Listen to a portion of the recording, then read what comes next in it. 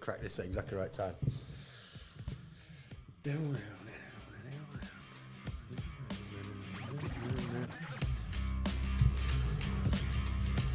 Am I in tune? Am I in time with it? But you're pretty much exactly in time with it. And I'm alive. Yeah. Ladies and gentlemen, welcome to Epic Flail. There is a trade war. We are at war with trade. There's a trade war.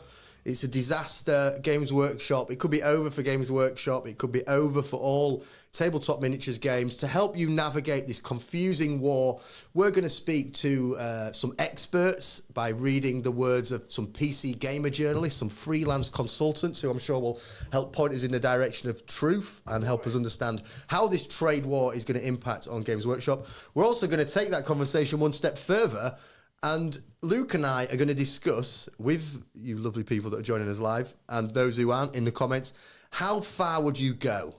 How much would you pay for a Games Workshop model? We're going to give some examples of models that we love and adore, and we're going to talk about how much we would actually pay for them. And we're going to look at some of the ridiculous prices that people currently pay for Games Workshop models. There are some examples I've got for Luke that I genuinely think are completely preposterous. After that discussion, we're going to be doing a members show, and we have some interesting takes on people's most controversial law positions. I have lots of controversial Games Workshop law positions, so I'm very comfortable territory. Mainly, I think most of the law is completely stupid, but that's all part of the fun, particularly orcs. I've found a fantastic thread on Reddit that we're going to be talking about, but it's for members only, so if you're not a member, become a member. You can do so by clicking the link in the description and becoming a member. It's $2.99 a month. You get access to our Discord, you get access to our member shows, etc., etc. Luke, good to see you, my friend. We're well tooled up today, mate. Look, we've got Madries and cream eggs.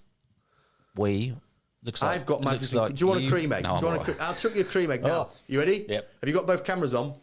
Yes. Yes, made it. Crack the Madrid. Thanks for joining us, folks. Hope you're looking after Thank you very yourselves. I much. can't believe we're at war. Cream egg war. In the grim darkness of the far future, there are only trade wars. There's been a lot of chat about this. I've noticed a thing that happens a lot, Luke, with, how should we call it? Global stories. Okay? Something happens, whether it be Brexit, COVID,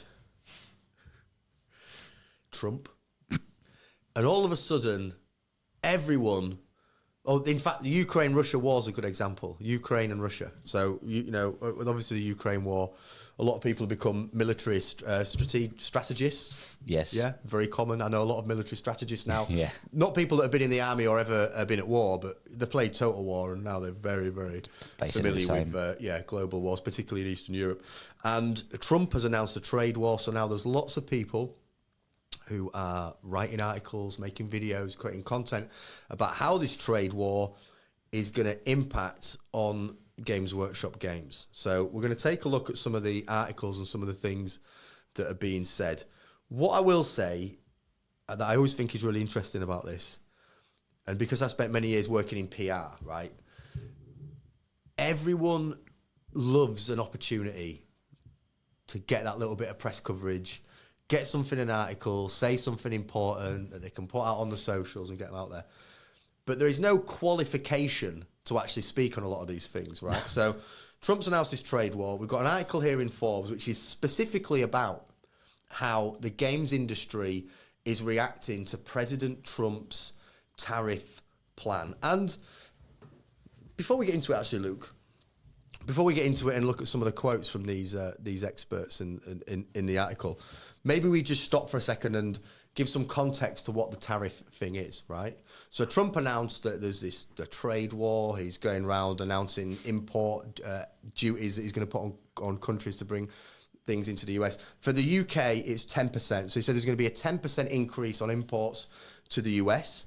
And I guess a lot of people might see that and think, oh, that's bad if you're in the US, right? So like, you know, is it like 40%, 50% of Games Workshop's market is US based? I don't know the exact. It's a big chunk though. It's a decent amount in it. So for that 40, 50% or whatever it is, you'd think, well, that's quite rough for them. They're going to have to pay an extra 10%. But what is likely is that increased cost for Games Workshop will then have knock-on effects, so that Games Workshop go, well, that is quite significant. We're having to pay a lot more to get half of our products sold in the US, so we're going to have to make adjustments elsewhere. And obviously, if it's a global trade war and China are affected, we know that most of that plastic that we love to put together and assemble comes from China. So the concept, even though this would be about the importation of goods into the US, a lot of people are saying that it would have a global impact. So for a company like Games Workshop, we would feel those effects across the board and everywhere else. Yes. So the idea is that GW would more than likely pass this down and on to the consumer. Yes.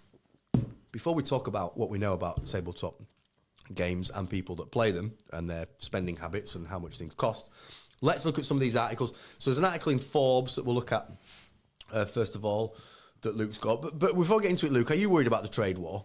Have you thought about it a lot? Have you been woken up any sleepless nights if we're at war with the trade war? No. I was more worried about things like Brexit and COVID than this. I mean, I find Trump very difficult to take seriously, and I think a lot of this is probably distractions for other stuff. I don't worry about the trade war. I worry about what else is going on or going to happen behind the scenes. Like if I was a non-US national living in the US at the moment and a bit concerned I might be deported or something like that, you know. I don't know. I don't really... But you haven't had any sleepless nights worrying about your miniatures getting more expensive? I don't see this. I think I've reached a point with global news events where I just feel like so much of it is absolute nonsense. Yeah. It's very difficult to take a great deal of things that are happening with a great deal of seriousness. I feel like it's a lot of their modus operandi is just to kind of Don't start speaking Latin to me. I thought it was Orcish. It's just to kind of just to sort of jump on social media and just spout a bunch of nonsense. So it's just business as usual. It's business as usual. It's just business as usual. We've talked about it on the channel before, but like there's this whole market now that exists, this like content market that exists from taking like huge extremes around things, isn't it? So I think this article kind of highlights some of that. So like tabletop games industry members react to President Trump's tariff plan. It's essentially a collection of people saying that the world is ending, that it's over for tabletop games. If tariffs stay in place and stable, I think we'll see simpler, fewer games, fewer deluxe components, etc., etc., etc. It all sounds quite concerning, Luke. You know, you read this and you think this is fairly disastrous. If these tariffs go into effect and if prices increase by 10%, then we could see less luxury board games. Plastic would be so much harder. It's kind of scary. And the same on the PC Gamer one, right? If you get the PC Gamer up, this was board game publishers lament the devastating impact of the new US tariffs on the tabletop industry. There is no silver lining. It is a lose-lose situation for everyone involved. And the guy kind of concludes the piece. If you go down to the bottom, I think it's like the bottom few paragraphs of this. So right at the end, you see his little happy face. There he is. So here he says, this is an interesting sentence. I won't claim to be an expert on global trade. That's interesting when you're writing an article about global trade. But you don't have to... I knew this sentence was going to get me late. But you don't have to be to conclude that we're looking at a serious rise in the cost of goods across a huge range of products, especially if this escalates into a full-scale trade war. So we're not at full trade war yet. We're not at full-scale trade war yet. We're just at, like, trade war. In times like that, expensive luxuries are set aside in favour of the essentials, and tabletop games certainly fall into that category. In the short term, the tabletop boom is over. Expect a rash of... This is really testing my eyesight, Luke. Expect a rash of collapsed Kickstarters, publisher closures, layoffs and scaling back across the industry. In the long term, good God, wherever you live, we're looking at the hobbies getting much more expensive with a much smaller variety of low-quality options available, and much of the industry being consolidated by the few major players able to weather the storm. There are more important things in the world than tabletop games, of course. Mental statement, no, they're not. That doesn't make it any less heartbreaking to see an industry that has grown into a more creative, vibrant, and welcoming world than ever before in recent years be cut down in its prime by rushed economic policy with no clear upside. I thought he just said he wasn't an economic expert, whatever. We all love taking a risk on a dice roll, but not with the fate of the entire global economy, please. Oh, I bet he was so happy with that last sentence. We all love taking a risk on a dice roll, but not with the fate of the entire global economy. So apparently the whole, anyway, it's scary stuff that, Luke. The entire global economy is on the line. It's scary stuff. I love how that summary escalated very quickly. Yeah. I won't claim to be an expert, but the fate of the entire global economy is at hand. Yeah, I have no idea what I'm talking about, but basically the world could end. So strong. It's actually 3 really escalating sentences. Yeah. There are more important things in the world than tabletop games, but the world's ending anyway, so who cares? Yeah. You know, the entire world is being risked on a dice roll. We're not going to turn this into some kind of political show and actually talk about what we think will happen or what should happen or what we care. That's not the point of Epic Flail. We don't politicise and just add nonsense on top of nonsense on top of nonsense. But the point we want to make is that there's been a lot of chat on, as we've just shown you on Forbes, on the Economist magazine, PC Gamer, and online. Like, there's been loads of chat about it online and loads of people making videos and content about how these tariffs could destroy tabletop gaming and it could all be over. Fine, whatever. Who fuck it? Fine. Park that. Now let's have a discussion around. Okay, fine. We're at war. The trade war's real. Trump is really doing this thing. The world's going to end. Blah, blah, blah, blah, blah. And models are going to get more expensive, right? So let's say, I don't know, fine, it's true. Models are going to get more expensive. But what do we actually know about Games Workshop and prices? So, it's very easy when these things happen to be very dramatic and cause all sorts of, oh God, the world's ending, models are going to be so expensive, everything's going to end. Fine, all opinion. What do we factually know about gamers, tabletop miniature gamers, and what they pay for small pieces of plastic? And I think it's worth reflecting, and we can all do this individually, whether you're watching us live or you're watching it post.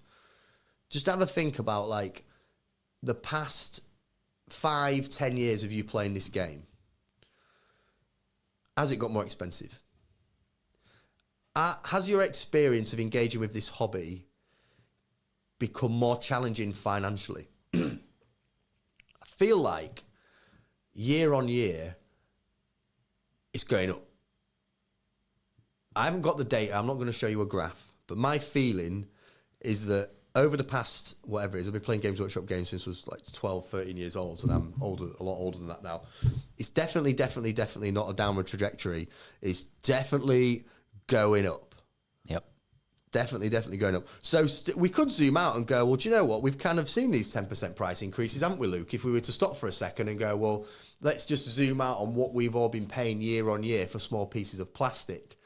I feel like that graph is probably going to point upwards. And the fact that Games Workshop now makes more money than our entire fishing industry and is literally our biggest export, it's an incredibly valuable company, suggests to me that they're doing pretty good. And people continue to pick stuff off the shelf. And to further reinforce this, Luke, I think we could probably have a look at some of the high elves.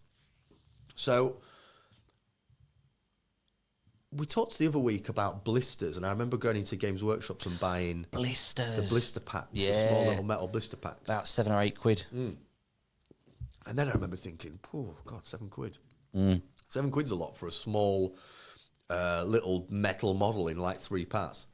Scroll down. In fact, let's take a minute to look at some of the absolute moronic prices we're all very happy to pay for. And I've picked high elves because they're the worst. I mean, here's a question for you. Who plays Paul, high elves? from the chat, just as I scroll down. So the price is going up. Core gaming generations have aged and gotten better incomes over time. Still fine for us, but are the youth pushed out?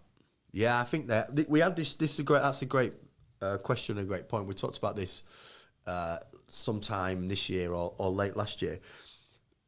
When I was younger and we're going to Games Workshop, it was kind of this it was kind of a bit of a youth club almost. I don't know if you've got this same feeling, Luke, but you'd go into the Games Workshop and there would be people of all different age demographics getting excited about Warhammer 40,000. Yeah. I actually had an experience in Games Workshop I was going in looking for like Necromunda stuff, which we're going to talk about in our members show after. Yes. And I've not seen for a while a Games Workshop staff interaction with young people. This is going to sound weird. Oh, Stick with me. Yeah. Because what my experience now of going in a Games Workshop is they're kind of empty. So when I used to go in Games Workshop, so I think of Games Workshop of old, it would be this hub of like loads of people playing the game, and you would kind of like go down to the Games Workshop with your suitcase of models. You know, you'd have the suitcase, the crappy little foam suitcase, and you'd go there with your like 30 models with your mate, and you'd play a big like multiplayer game, and you just roll some like probably getting all the rules wrong, but it was just like like I say, it was like a youth club. And once they knew you, they didn't try and sell you shit. They'd just have you in the shop. You know, you were very welcome there. And I remember financially it being expensive but collectible. That's how I describe it: expensive but collectible. And my parents would not be outraged by the cost of it. They wouldn't be like, "Oh my god, that's unbelievable." They'd be like, "Yeah, I mean, it's the same price as the computer game or whatever else you like to play." Now I think it's got to be so there was a guy with two of his kids. I'm assuming his sons, otherwise he kidnapped them. But if they were kidnapped, everyone looked fairly happy. And like the guy came up and was like, "Hey, what are you buying today?" And the dad was like, "Oh, we're fully browsing. We're fine. Really, like, leave me alone. We're browsing." And the guy went, "Absolutely fine. No, you're very welcome to browse. What do you collect?" I thought to the guy, mate, he's just getting warmed up. He is. "What do you collect?" And he was like, "Nothing. We don't play." In fact, he said, "To be honest, I don't even know what this is. We're just having a look around. But thank you very much." And the guy was like, "Have you got time for an intro game?" And the dad went, "No." He just went, "No." And then he went, "Have you got 5 minutes?"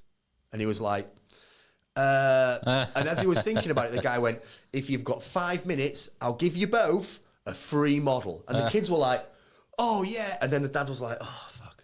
Fine." So he got them, and he got them sat down, and then he was like, "Do you want to do the Space Marines or you do the Stormcast Eternals?" And so I thought that's really interesting. So like Games Workshop's pitch to that generation is now basically, do you have 5 minutes for me to give you something free to try and hold your attention to sell you as many of these models as possible? When we were kids, you just walk it, you just like, there was a sell, but the sell was like, look at the shiny box, look at the shiny box, look at the shiny box. That sell was kind of like, I'm going to give you, excuse me, I'm just going to give your kids free plastic and get them excited. But anyway, long way of answering a question that, I think Games Workshop is living significantly off the wealth of the generations that have played it from the 80s and the 90s. And I think that's why Games Workshop is transitioning into an IP company. And I think in the next 10 years, Games Workshop, we won't associate it with models. We will, our generation will, because we played it since we were children. But people will associate Games Workshop as an IP owner and builder, and the games will be a category within that. And I think the acquisition of the models and the engagement with the game will revolve around 3D printers that are managed by local gaming stores or your friends or at home. I don't think Games Workshop Warhammer will exist in its current state. I think it'll be a shop that you go in and you can buy the series of Henry Cavill's Space Marine thing. You can buy all the Space Marine game. You know, it'll be like a celebration of the IP, a bit like the Disney shop. Have you been in a Disney shop? I mean, don't go in one, but no. At what point though? How many years? 10 years? 20 years? I think it'll happen really fast. So like, really? I think it'll happen so fucking quick. So Steamforged, a smart company, talked about them last episode. Oh, yeah. They're already talking about getting the files and doing the printing at home. Look at some of these. Look at the fucking... Oh, I keep swearing. Not meant to swear. Look at the solo. Scroll down. Keep going. Keep going. It's near the bottom. There. Look at that. 25 quid. Oh, what, Lord? I can't see what it's called. Sentinel. That. Click the model. That is 25 quid. That is a single... 24 quid. 20. All right, sorry. Okay, include shipping. It might as well be, yeah.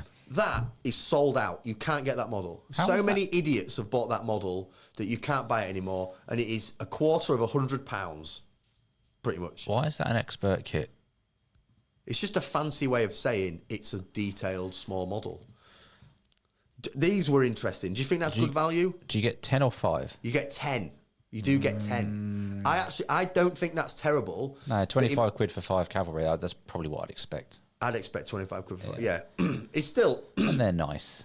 they are really good models. But Luke, they're like cavalry though. They're not. Imagine you're collecting a high elf army and you want 2 units of them, and that's what 15-20% of your list. You've already spent 100 quid. Mental. That's strange. It's absolutely. Maybe someone can educate me on what these characters are, but why is that one 9 and that one 12, and then the other 2 are double? The 12 completely bonkers. It's probably something to do with a reprint or whatever, or whether it's a new sculpt. This looks like a new model.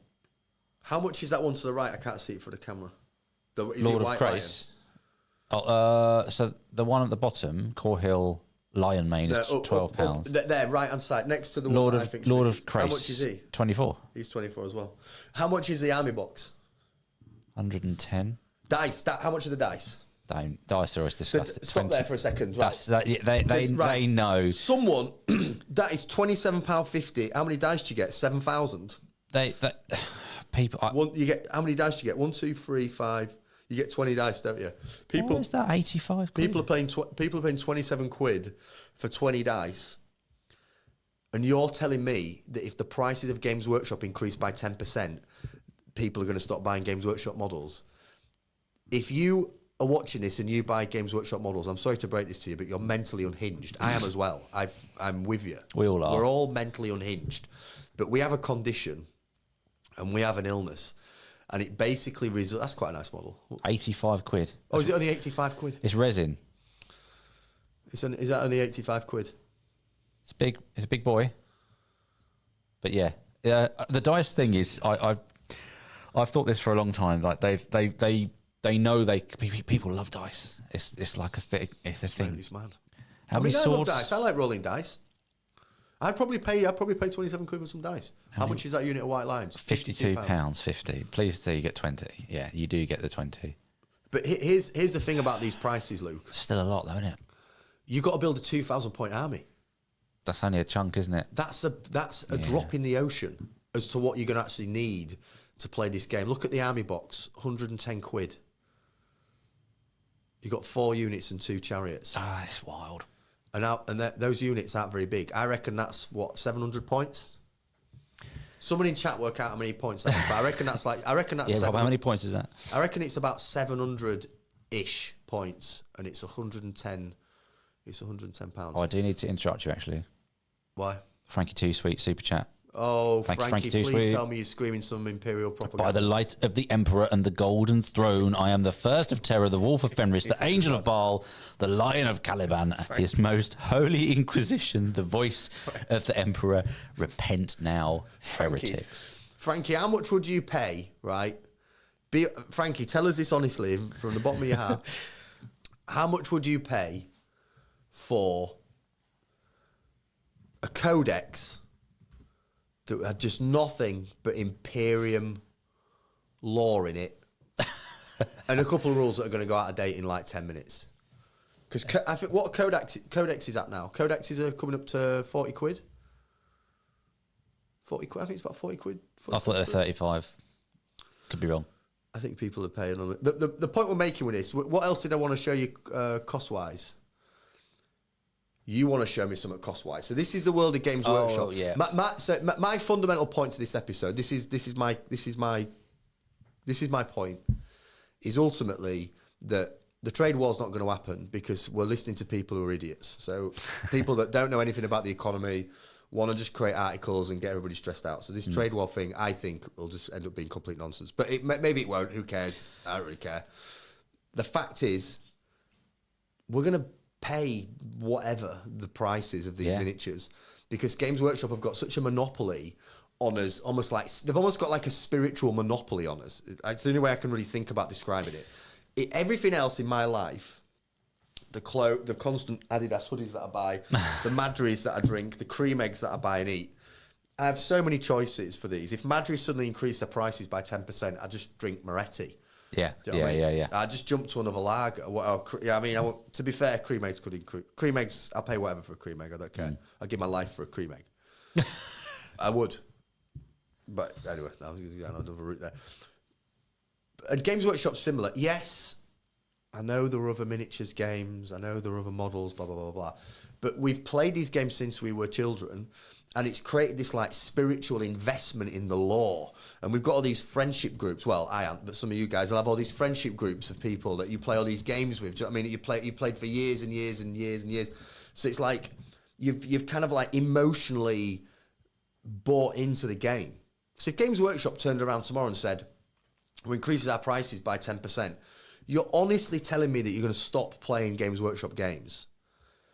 For a month, you spit your dummy out, you go play another game, you do whatever else, fine, yeah. I give you that. But that you're telling me that when they release that army that you've been waiting for absolutely ages, or the new edition of 40k comes out, whatever else, you're going to stop playing because of 10% price increases? Yeah. I don't buy it. I don't think so. 100%. I mean, earlier you sort of said, what idiots are buying this? Rob said, thanks for calling me an idiot. Yeah, well, I'm an idiot as well. We all are. And it's... A couple of other comments. I'm an idiot. £24 seems like perfectly reasonable value. Great value. I think that's quite sarcastic. Back in the day, you got 20 clan rats for 19 quid. You got what? 20 clan rats for 19 quid. And Rob reckons about 600 points. So I want far off. 600 points on that box set. Right there. Which, speaking of, right, so that's 110 quid. I will just quickly flash this on the screen. So obviously the quality is not going to be as good. But this is a Desert Elf army. So 130, look how much more you get in terms of raw just units. You've got the whole list down there on the side. So it's like... You get 175 models. 175 models. So that's less than £1 a model. This is a really good example of what I mean about that, like, spiritual fixation. I used to work with people who had severe drug addictions. There was a time where I was running teams and we were responsible for about 500 heroin users, right?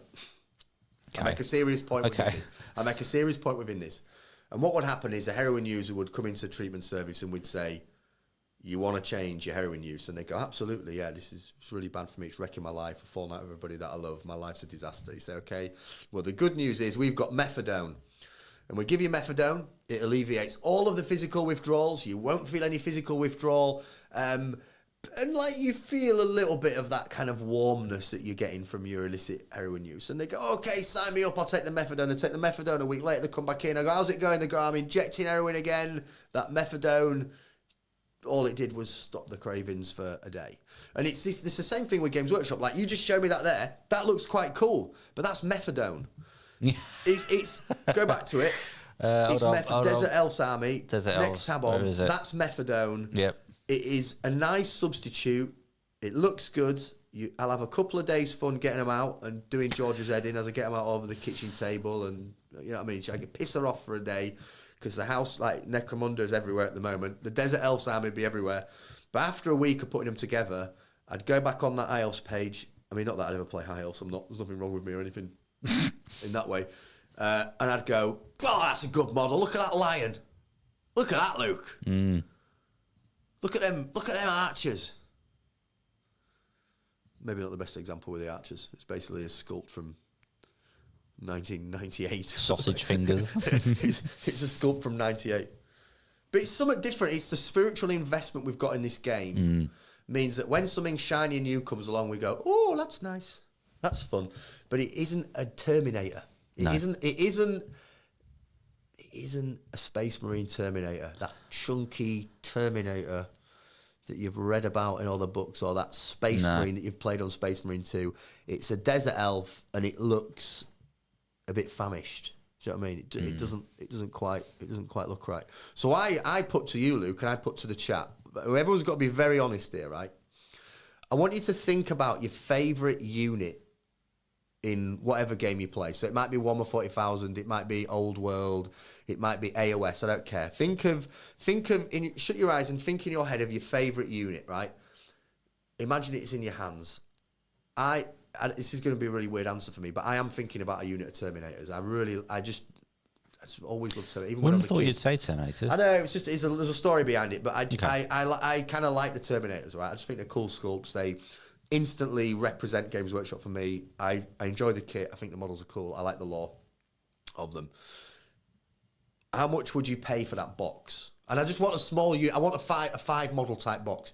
If you play Necromunda, this is a gang. You've got a gang in your hand. What would you pay, Luke? What's your fate? What model are you visualising?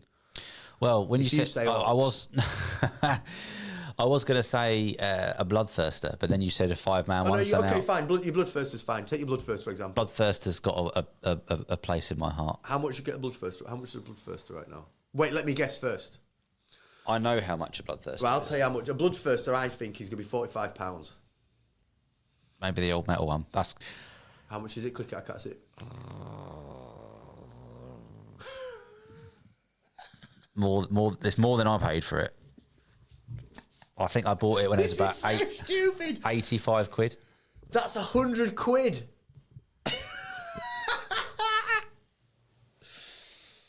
Cool though, isn't it? Look. Oh, it's an amazing model. That's really cool. Look at that. Do you not see some of these things and sometimes think, basically, for most of my life when I was a kid growing up, you know, like your Christmas, you get like a Christmas budget for presents when you were a kid. 100 quid felt like so much money. It's unbelievable. It's nothing now, is it? 100 quid felt like, oh my God, that's amazing. Now you just get a fucking Bloodthirster. How much would you pay for that then, Luke? Be 100% honest. That Bloodthirster, how much money would you pay for it? At what point do you go, do you know what? I'm not going to play a Games Workshop game. Because if you can't buy that Bloodthirster, Luke, you can't play the game. Because you just get irritated and you just quit because you're not going to be able to play that list you want to play. You have to quit the game. And be honest. See, I'm quite sure I'll buy a lot of second hand. So that's my Luke, defence. No, Luke, answer the question. Okay. How much would you pay? I probably would pay £100. Would you pay 120? Surely you've got to be questioning your life at 120. You'd pay 110. You'd take 10%. Yeah, I don't think you'd. Would you pay 130? 100 is already pretty expensive for me. And ironically enough, I saw on a Facebook group someone's flogging one for 70. So I'm the patient hunter. I will seek a good deal. But yeah, if I wanted it and I was in the store and he put it on the counter, because that's their other trick. They love to do that, by the way. Oh, they put it on the counter. They put it on the counter. I'll just put that there. Oh, it goes right on the counter. They even beep it for you. Yeah. And it's like... Just to let you know, the process is going to be quicker if you get that bought now. So, yeah. They'll whack it on the counter in seconds for you. And, yeah, I would probably pull the trigger at 120. 42 quid to Terminators. Sorry, I'm it's not on the screen, but yeah, I was looking at the Terminators. 42 quid. 42 quid. Same question I don't back think to you. that's a million miles off me questioning my life. £42.50 for 5 Terminators. How many points does the Terminator score? It's about 180 in it, something like that. It's under 200. No, maybe it's like 220. Still, it's not that many points, is it? When you're playing a 2,000 point game, you're already coming in with 42 quid. I am absolutely convinced that until there is a game that can touch Games Workshop's reach and IP scale, I think they could do 20%, Luke. I think they could do a 20% increase on the game. And over the past 5 years, look at that. 100 quid. Is that 100 quid for a combat patrol of AdMech? AdMech, you're getting a hard deal as well because there's not even that much plastic. Like, it's basically just like spindly little... Oh! This is like a truck or chimera. I can't like see the price for the camera. What is it? It's like their transport. Like Wait, I got to guess how much it is. 'Cause I can't see the price because the camera's in the way. I reckon that's 55. 52. Mental. How many points is that? Well, that's about 30 points. Rob will probably tell you. It's basically a taxi. Yeah, 85. Scorpius is 85 points. 85 Hedonism. points. The combat patrol is around 300. And that's coming in at 100 big ones. You get a lot of crap though for AdMech though. If you remember the last stream we did, they just had so much stuff. Yeah. This is why I don't know. I think they could get away with a 20% increase, and I think people will still buy it. However, I think the long-term play with Games Workshop is to not care about miniature sales anyway. So I don't really think they care. I think it have no impact on their growth and penetration into like other markets. I think they're going to turn into an IP company, as far as I'm concerned. Yeah. But to me, this makes a convincing case, Luke, that many people that play Games Workshop games, there isn't really a viable alternative because of that spiritual investment, that emotional investment, that kind of like community investment we've made to the game. There's another supporting point to this as well. Someone in the chat, or is it just JS in the chat? Which I think this only supports your point in a weird kind of way, where which is a lot of people go from like Element or Whaling games. They buy them at a retailer that offers a little discount. And a little tickle on it, yeah. So you have that little psychological thing, I'm not paying as much. So you're almost tricked into thinking, I'm not paying as much because I can get, yeah, it's expensive, but I just won't buy from Games Workshop direct. Yeah. I'll be clever and I'll go here. Yeah. But you're not actually. Yeah, that is a really good point, because we rarely, but I mean, sometimes I do buy from Games Workshop. I do sometimes. But I think it's because I have ADHD and I can be very impulsive. So I kind of like, I'll be in town and think, oh, I want to get that thing. Yeah. And then before you know it, I'm in Games Workshop buying the coins. Do you know what I mean? Like getting all stamps or whatever. And it's because I've just thought, I just like it in my hands. And for the sake of 12 quid, I just get it in my hand. I just grab it. And yeah, that is a good point. It's like, that's the mental trick in when you buy in a shop. You're like, well, I've saved 10%, so there you go. It's no big deal. Yeah. But I do wonder how much they could push it. But they again. So we go back to that like PC gamer guy who's like basically the world's going to end. I mean, the world's going to end. There's a trade war. Games Workshop's not going to exist. Blah blah blah blah blah. If we were to if we were to instead ask a better question, which is, if Games Workshop products were to increase by 10%, what would the impact be? Good question to ask. How do we get to finding that answer out? We deductive reasoning, don't we? So we say, okay, fine. If that's the question, what do we know? What facts do we know about two things? One, the price of Games Workshop models and the price of miniature games, and the buyer intent of people that play those games. Well, we know that prices keep going up and they're doing better and better every single year that passes. So that to me would suggest that we're going to keep buying these models. And I think that tipping point by which we'll stop buying those models appears to be some distant place in the future. And I don't even think it's tabletop games either. Luke and I were chatting before the show about PlayStation games. Like, how much is Call of Duty? Like GTA is going to come out soon. That'll be 80 quid. That'll be like a 60, 80 quid game. FIFA, what was FIFA? I think FIFA was like 60, 80. It's just the thing. That's just what you pay. That's just what you pay for those. That's what you pay for those products. Those premium products. Pretty pricey. It's mad, but people pay like Call of Duty. Yeah. People buy Call of Duty as soon as it comes out. They don't care what the price is. The bit where I think there's a more valid argument is in those other tier of games. So Luke, you kind of pointed out, what was it called? The sort of Methadone Army? The Desert Elves. The Desert Elves. What was that Mini. company? Max Mini. That, I think, that's a more legit concern. Because what they don't have is the spiritual's the wrong word, but I've used it once. I've used it 3 times, so I'm going to keep using it. They don't have the buy-in and the loyalty or the law that GW have. So if they suddenly increase their price by, I mean, they're pretty cheap. That's where I think the market would be felt more. It'd be in that lower, like the rest of the pyramid. You know what I mean? Like GW, you can say pretty safely are kind of at the upper echelons of the tabletop miniatures market. I think it'd be the other ones where they kind of feel that hit. Less so the kind of like the GW and the flagship games. I'm going to keep drinking Madries, and we've got a few left, so I'm going to keep drinking them. What's the scale on these models? So while you're having a drink... Well, I mean, I'm just going to shout about law on a members-only stream and say things that I don't want YouTube to hear. These are just the same scales as... Are you on a commission here, Luke? Old World. No, someone's just asking in the chat. I think those are all right. These obviously, these are clearly... I'm not going to suggest for a second they're as good as GW models, but they have a charm that I quite like. I tell you what, these would be an absolutely brilliant idea for. You've got a kid and they want to play some fantasy games, just get them that. Yeah. Because they're going to bastardise the assembly and they're going to be shit at painting. So just get them your Max Minis. Do you know what I mean? Get them your magic mushrooms.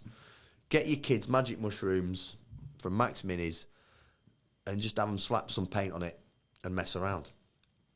Because that's the real tragedy, isn't it, Luke?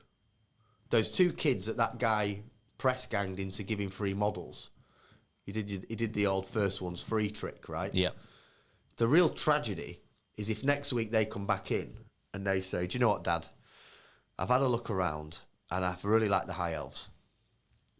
And I'm going to become a High Elf player.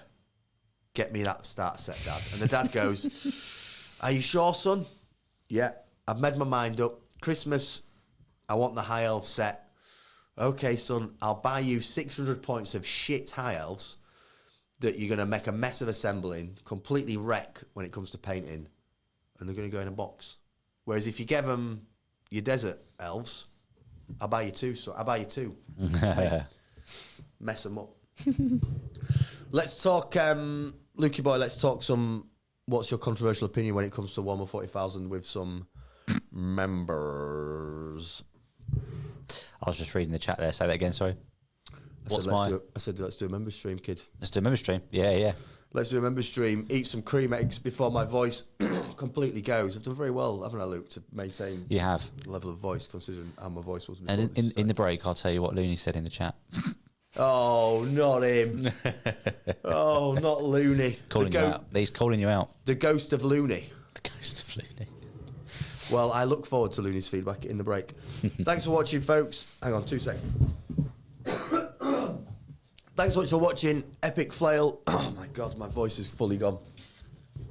Like and subscribe to the channel. Consider being a member so you get access to our content where we talk about less YouTube safe stuff. And as you will find out if you hang around for the member show, you'll hear more about our Necromunda campaign that we're going to do on the stream and some of the stuff that we've got planned for the channel. So yeah, become a member and support the show. Or don't. Do whatever. Just basically do whatever you want. And good luck in the trade war. Cheers, folks.